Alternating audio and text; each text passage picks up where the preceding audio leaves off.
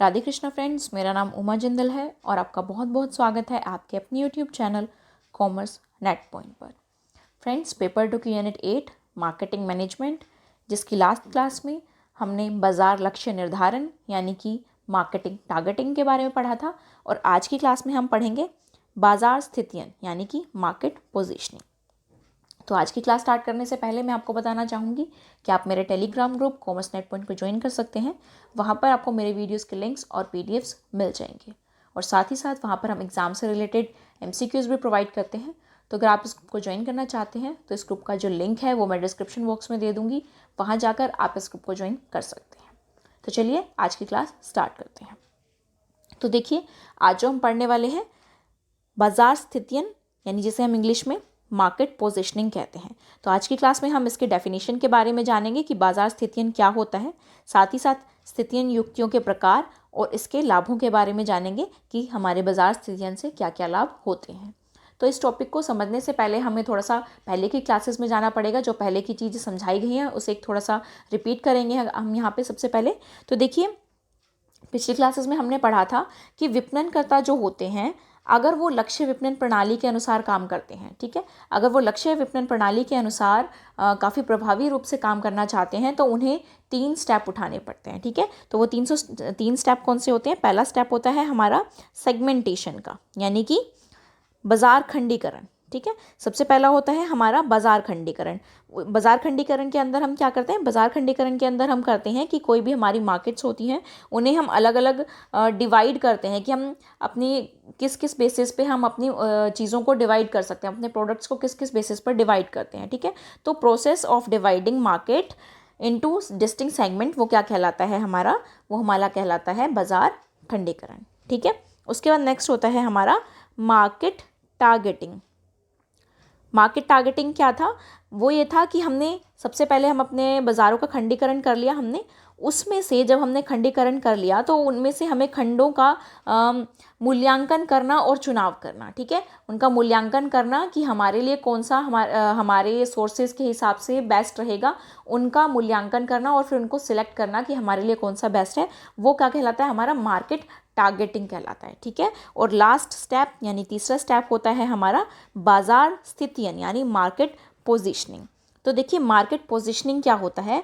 Marketing positioning ये होता है कि किसी कंज्यूमर के माइंड में अपने ब्रांड, अपने प्रोडक्ट की छवि को बिठाना, उनके मन में इस चीज़ को बिठाना कि जो हमारा ब्रांड है या हमारा प्रोडक्ट है वो बहुत अच्छा है। मार्केट में अपनी पोजीशन बनाना, यानी कि अपने प्रोडक्ट को इस तरीके से मार्केट में उतारना कि कॉम्पिटिटर्स के मुकाबले हमारा प्रोडक्ट मार्केट में रह सके, एक पोजीशन बनाना हमारे ब्रांड या प्रोडक्ट की, वो क्या कहलाता है? मार्केटिंग पोजीशनिंग कहलाता है। ठीक है, तो देखिए, आप सभी देखते होंगे कि हमारे बहुत सारे प्रोडक्ट्स ऐसे होते हैं,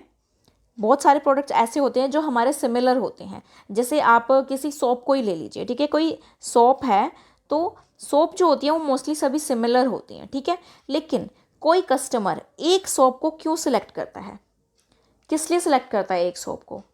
क्योंकि उसके माइंड में उस सोप के लिए एक मन में बैठा हुआ है कि जो ये सोप है ये मेरे लिए अच्छा है, ये मेरे लिए बेस्ट है, ये पोजीशनिंग की गई है उस ब्रांड या प्रोडक्ट की। ठीक है, उस प्रोडक्ट की पोजीशनिंग की गई है जिससे किसी कस्टमर को हम अपनी तरफ अट्रैक्ट करते हैं कि वो कस्टमर जो है हमारी चीज़ को परचेज करे। ठीक है, तो इसे ही हम क्या कहते हैं? इसे ही हम पोजीशनिंग कहते हैं। हम अपने उपभोक्ताओं तक अपनी बात को पहुंचाते हैं और उनके मन में अपने प्रोडक्ट्स के लिए छवि बनाते हैं। ठीक है, अपनी प्रोडक्ट्स के लिए जगह बनाते हैं उनके मन में, तो इसे ही हम क्या कहते हैं? पोजीशनिंग कहते हैं। ठीक है, तो देखिए, इसको हम डिटेल में पढ़ते हैं।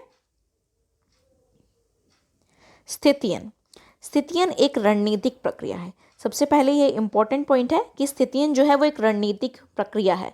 ये एमसीक्यूज़ में इस टाइप के क्वेश्चंस आ जाते हैं कि किसी भी चीज़ का नाम देखे कि ये कौन सा प्रोसेस है, क्या ये रणनीतिक प्रक्रिया है या साधारण प्रक्रिया, इस टाइप से क्वेश्चंस आ जाते हैं। तो इसलिए इंपॉर्टेंट पॉइंट है कि स्थितियन जो है वो एक रणनीतिक प्रक्रिया है। स्थितियन से तात्पर्य अन्य प्रतियोगी वस्तुओं और सेवाओं की तुलना में अपनी वस्तुओं और सेवाओं को उनके अनूठे लाभ से उपभोक्ताओं के मन में बैठाना है। ठीक है, तो ये वही चीज़ आ रही है यहाँ पे कि जो हमारी वस्तु ये सेवा है, हमारे कोई प्रोडक्ट्स हैं या हमारी कोई सर्विसेज हैं, उनको प्रतियोगी वस्तुओं और सेवाओं की तुलना में श्रेष्ठ बताना, यानी कि ये बताना कि जो हमारे प्रोडक्ट या सर्विसेज हैं वो कॉम्पिटिटर के जो प्रोडक्ट या सर्विसेज हैं उनसे हमारे ज़्यादा अच्छे हैं, हमारे बेस्ट हैं, ये चीज़ उपभोक्ताओं के मन में बैठाना, ये क्या कहलाता है, ये स्थित्यन कहलाता है। ठीक है, इसके द्वारा हम अपने ब्रांड की छवि को उपभोक्ताओं के मन में बिठाते हैं। ठीक है, तो हम क्या करते हैं, हमारी जो ब्रांड होती है उसकी इमेज बनाते हैं, एक पोजीशन बनाते हैं उपभोक्ताओं के मन में, ताकि उनको ये लगे कि ये चीज़ जो है वो बेस्ट है, उसको ये एक पोजीशन तैयार की जाती है। ठीक है, जैसे देखिए एक सर्फ आता है, टाइड के बारे में आपने सुना होगा। ठीक है, तो ये क्या स्लोगन यूज़ करता है कि वाइट हो तो टाइड हो, है ना, वाइट हो तो टाइड हो, ये स्लोगन यूज़ करता है। तो एक कस्टमर के मन में इससे क्या इमेज बन रही है कि जो टाइट सर्फ है ये कपड़ों को, यानी कि जो सफ़ेद कपड़े हैं उनको एकदम साफ़ कर देता है, एकदम सफ़ेद बना देता है ना। तो ये टाइट सर्फ इस तरीके से क्या कर रहा है, ये एक पोजीशनिंग कर रहा है, एक स्थिति बना रहा है कस्टमर के मन में कि जो भी सफ़ेद कपड़ों को अच्छा साफ़ करने के इच्छुक हैं कि वो बिल्कुल साफ़ हो जाएं, अच्छे जल्दी सफ़ेद हो जाएं बिल्कुल, तो वो क्या करेंगे, वो कस्टमर्स जाके टाइट सर्फ को परचेज़ करेंगे। तो ये टेक्निक होती है कस्टमर्स के मन में अपने प्रोडक्ट्स को बिठाने की। ठीक है, ताकि जो कस्टमर्स हैं वो ज़्यादा से ज़्यादा हमारे प्रोडक्ट या सर्विसेज की तरफ अट्रैक्ट हों। ठीक है, तो देखिए आगे, स्थितियन को 4 P's द्वारा हासिल किया जाता है। तो देखिए स्थितियन को 4 P's द्वारा हासिल किया जाता है। ये जो 4 P's हैं इसके ऊपर भी मैंने एक वीडियो बना रखा है, तो अगर आप नहीं जानते कि 4 P's क्या होता है तो उसका जो लिंक है वो मैं डिस्क्रिप्शन बॉक्स में दे दूँगी, वहाँ जाकर वो आप वीडियो देख सकते हैं। ठीक है, तो इन शॉर्ट मैं आपको यहाँ पर भी बताऊँगी कि 4 P's जो होते हैं हमारे, पहला होता है हमारा प्रोडक्ट, फिर होता है प्राइस, प्लेस और फिर प्रमोशन। ठीक है, तो हम स्थितियन को 4 P द्वारा कैसे हासिल कर सकते हैं। तो देखिए सबसे पहला है प्रोडक्ट। तो किसी भी चीज़ की स्थितियन करने के लिए सबसे पहले हमारे पास क्या होना चाहिए, हमारे पास कोई प्रोडक्ट होना चाहिए। ठीक है, कंपनी अपनी इमेज किस चीज़ के लिए बनाती है, किसी प्रोडक्ट या सर्विस के लिए ही तो बनाती है ना। तो सबसे पहले अगर हमारे पास कोई प्रोडक्ट या सर्विस नहीं होगा तो हम स्थितियन कैसे करेंगे। ठीक है, तो सबसे पहले हमारे पास इंपॉर्टेंट चीज़ है कि यहाँ पे हमारे पास प्रोडक्ट होना चाहिए। ठीक है, उसके बाद नेक्स्ट है प्राइस। तो प्राइस जो है उसका अफोर्डेबल होना चाहिए, ऐसा प्राइस होना चाहिए जो कस्टमर पे करने के लिए तैयार हो, तभी हम किसी के माइंड में पोजीशनिंग कर सकते हैं। अगर हम बहुत बेकार रेट ले रहे हैं, अच्छे जायज़ रेट नहीं ले रहे, तो भी हम चाहे कितना ही प्रमोशन कर लें उसके तरफ, कितना ही मतलब उपभोक्ताओं को बताएं इस चीज़ के बारे में, तो वो फिर भी वो परचेज़ नहीं करेंगे। ठीक है, उसके बाद आता है प्लेस। प्लेस यानी कि डिस्ट्रीब्यूशन से रिलेटेड होता है ये, कि हम अपने प्रोडक्ट्स को कितना प्रोवाइड करवा पा रहे हैं अपने कस्टमर्स को। ठीक है, अगर मान लीजिए कि हम पोजीशनिंग तो हमने अच्छी कर दी लेकिन हम अपने कस्टमर्स को प्रोवाइड नहीं करवा पा रहे वो प्रोडक्ट्स जहाँ पर वो चाह रहे हैं, तो हमारी पोजीशनिंग का कोई फ़ायदा वहाँ पे नहीं होगा। ठीक है, तो इसलिए प्लेस जो है वो भी हमारा अच्छा होना चाहिए, डिस्ट्रीब्यूशन हमारा अच्छा होना चाहिए। ठीक है, लास्ट में आता है हमारा प्रमोशन।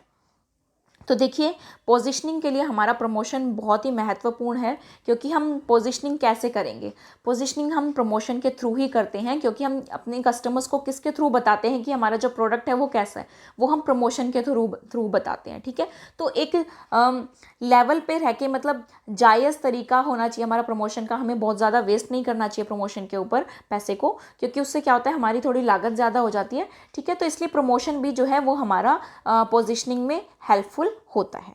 ठीक है, तो इसलिए हम स्थितियन को 4 P द्वारा हासिल कर सकते हैं। ओके, तो ये थी स्थितियन की डेफिनेशन। अब हम नेक्स्ट पढ़ेंगे स्थितियन युक्तियों के प्रकार। तो देखिए जो हमारी पोजीशनिंग होती है इसको बहुत सारे इसके टाइप्स होते हैं।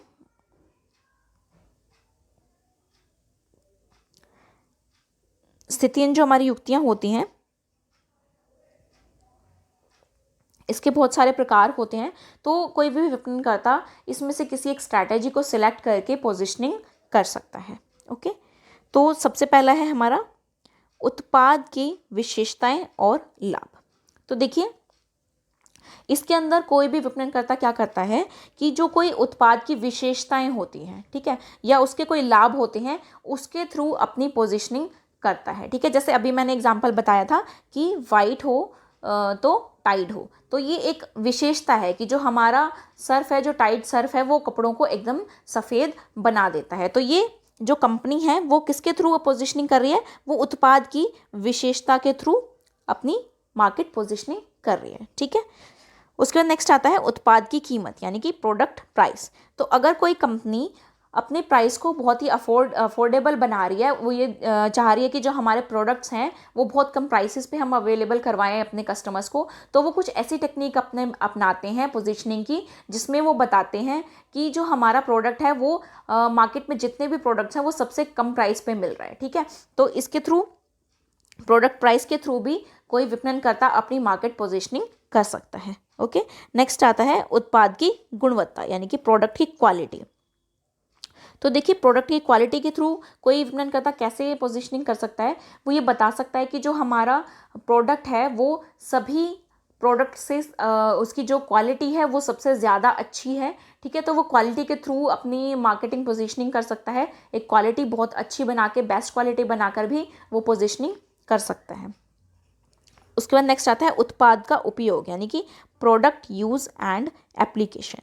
तो देखिए, ये एक टेक्निक ऐसी होती है जहाँ पर हम उत्पाद को, कोई भी प्रोडक्ट हम जब बनाते हैं तो उसके अंदर कोई स्पेशल फीचर डाल करके अगर हम बनाते हैं कि इस चीज़ में आपका उपयोग हो सकता है, यानी कि हम कोई इसके अंदर स्पेशल चीज़ डाल रहे हैं और उसे हट के कोई चीज़ बना रहे हैं, तो वो क्या होता है, वो एक अलग टेक्निक होती है, एक अलग स्ट्रैटेजी होती है जिसके थ्रू हम मार्केट पोजीशनिंग कर सकते हैं। जैसे कि देखिए, कोई अगर हम स्मार्टफोन बना रहे हैं और हम कोई नया स्मार्टफोन लॉन्च कर रहे हैं, तो वहाँ पर हम उसके बारे में बता सकते हैं कि इसके कुछ ऐसे अलग से स्पेशल फीचर्स हैं यहाँ पे। ठीक है, इसके अंदर कुछ जो आपको अदर फोन्स में नहीं मिलेगा वो यहाँ पर फीचर्स डाले गए हैं, तो यहाँ पर उसके अलग से यूजेस के बारे में बताया जाता है, तो जिससे जो कस्टमर्स होते हैं उनके मन में एक अच्छी इमेज बनती है हमारी और वो प्रोडक्ट की तरफ अट्रैक्ट होते हैं। ठीक है, उसके बाद लास्ट में आता है हमारा प्रतियोगी यानी कॉम्पिटिटर्स।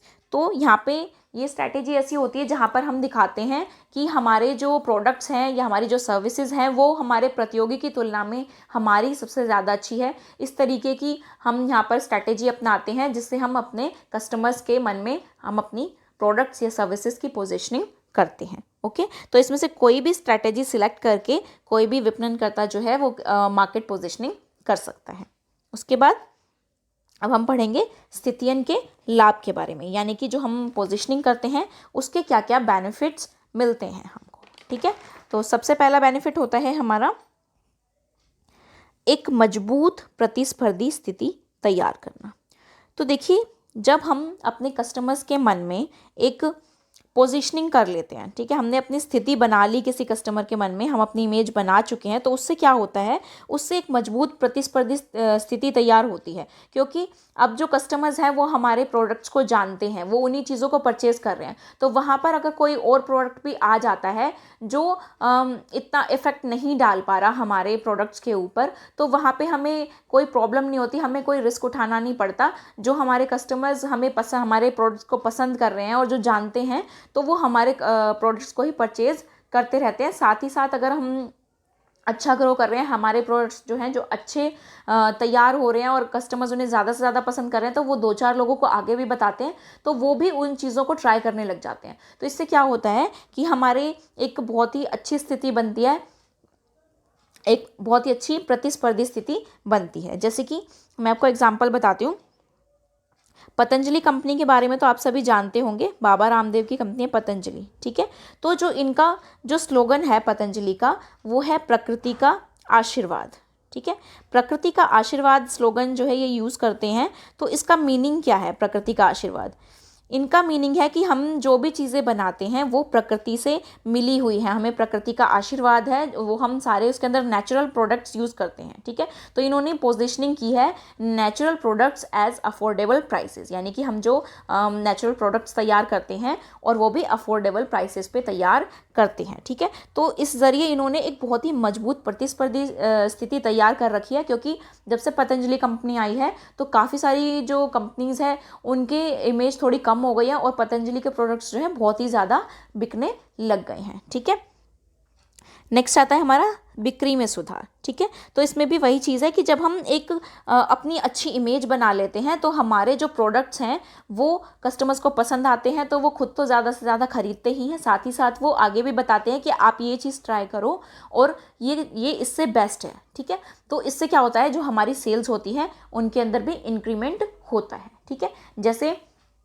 पतंजलि के जो प्रोडक्ट्स हैं वो काफ़ी ज़्यादा उनकी सेल होने लगी है। अगर आप एग्जांपल लें पतंजलि का जो पेस्ट आता है दंत कांति, तो वो देखिए आज के टाइम में बहुत ज़्यादा उसकी सेल हो रही है। पहले जो पेस्ट यूज़ होते थे मोस्टली जो सबसे फेवरेट पेस्ट माना जाता था इंडिया के अंदर में वो कोलगेट होता था पहले के टाइम में, लेकिन आज के टाइम में अब सबसे ज़्यादा फेवरेट जो हो चुका है वो दंत कांति पेस्ट है, जो सबसे ज़्यादा बिकने वाला है भारत में। और वो भी अब तो मेड इन इंडिया भी एक ऐसी पोजीशनिंग की स्ट्रैटेजी बन चुकी है, क्योंकि जब से मोदी ने आत्मनिर्भर भारत का अभियान चलाया है तो मेड इन इंडिया भी अब एक पोजीशनिंग की स्ट्रैटेजी बन चुका है कि ये चीज़ जो है इंडिया में निर्मित है, इंडिया में ये चीज़ बन रही है। तो कस्टमर्स जो है इससे भी अट्रैक्ट होते हैं कि हम अपने भारत की चीज़ ही खरीदें, भारत में बनी चीज़ ही खरीदें। तो जो पतंजलि है वो भी भारत में निर्मित है, तो इससे भी बहुत इफेक्ट पड़ता है। ठीक है, उसके बाद आता है स्पष्ट लक्ष्य बाजार को परिभाषित करना। तो देखिए इसके थ्रू क्या होता है कि इसके थ्रू जो हमारा एक लक्ष्य होता है वो स्पष्ट हो जाता है, क्योंकि हमें हमारे जो कस्टमर्स होते हैं हम उनके माइंड में पोजीशनिंग कर चुके हैं। अगर वो उस चीज़ को पसंद कर रहे हैं तो हमें क्या करना होता है, हमें सिर्फ उसी में कुछ और अच्छा करना होता है। हमें इधर उधर कोई नई टेक्निक लाने की ज़रूरत नहीं पड़ती कि हम किसी और चीज़ को ट्राई करें, ये चीज़ हमारी नहीं बन रही। तो हमारा जो एक लक्ष्य होता है वो बिल्कुल स्पष्ट हो जाता है। ठीक है, तो हम उसी में आगे चल के काम करते रहते हैं। उसके बाद नेक्स्ट होता है अधिक प्रभावी निर्णय। तो देखिए इसके अंदर जो हमारी पोजीशनिंग होती है जो वो बिल्कुल क्लियर होती है, सारी स्थिति क्लियर हो चुकी होती है। तो हम जब हमारा माइंड डाइवर्ट नहीं होता इधर उधर की चीज़ों पर, तो हम अपने जो डिसीजंस हैं वो और भी बेस्ट ले सकते हैं, और भी जो हमारी स्ट्रैटेजीज़ हैं और भी उनको अच्छे से लागू कर सकते हैं, अच्छे से सिलेक्ट कर सकते हैं। तो उससे क्या होता है, उससे हमारे जो डिसीजंस होते हैं वो और भी प्रभावी होते हैं। उसके बाद हमारा जो लास्ट बेनिफिट है वो है उपभोक्ता की ज़रूरतों से जुड़ा हुआ। ठीक है, तो इसके अंदर क्या होता है कि हम अपने जो हमारे कस्टमर्स होते हैं उनसे जुड़ जाते हैं। वो जब हम उनकी पोजीशनिंग, हम अपनी प्रोडक्ट्स की पोजीशनिंग कर लेते हैं उनके माइंड में, तो हम अपने उपभोक्ताओं से जुड़ जाते हैं। साथ ही साथ हम उनसे जान पाते हैं, हम रिसर्च करके ये जान पाते हैं कि जो हमारे उपभोक्ता हैं वो क्या चाहते हैं। तो हम अपने कस्टमर्स से कनेक्ट हो जाते हैं, तो हम अपने कस्टमर्स की ज़रूरत की चीज़ों को बना सकते हैं और भी अपने बिजनेस को ग्रो कर सकते हैं और बेनिफिट ले सकते हैं। ठीक है, तो इसलिए मार्केट पोजीशनिंग जो है बहुत ही ज़रूरी होता है, क्योंकि मार्केट पोजीशनिंग के बिना अगर हमारी मार्केट में कोई स्थिति ही नहीं है, कोई पोजीशन ही नहीं है, और हम बिजनेस में प्रोडक्ट से सर्विस बना रहे हैं, तो उसका कोई बेनिफिट नहीं है। ठीक है ना, तो इसलिए मार्केट पोजीशनिंग जो है बहुत ही ज़रूरी होता है।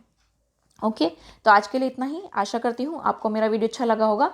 अगर आपको मेरा वीडियो अच्छा लगा हो तो प्लीज़ इसे लाइक कीजिए, और अगर आप मेरे चैनल पर नए हैं तो चैनल को सब्सक्राइब करिए और साथ में बने बेल आइकन को प्रेस कर दीजिए, ताकि वीडियो अपलोड होते ही आपको नोटिफिकेशन मिल सके।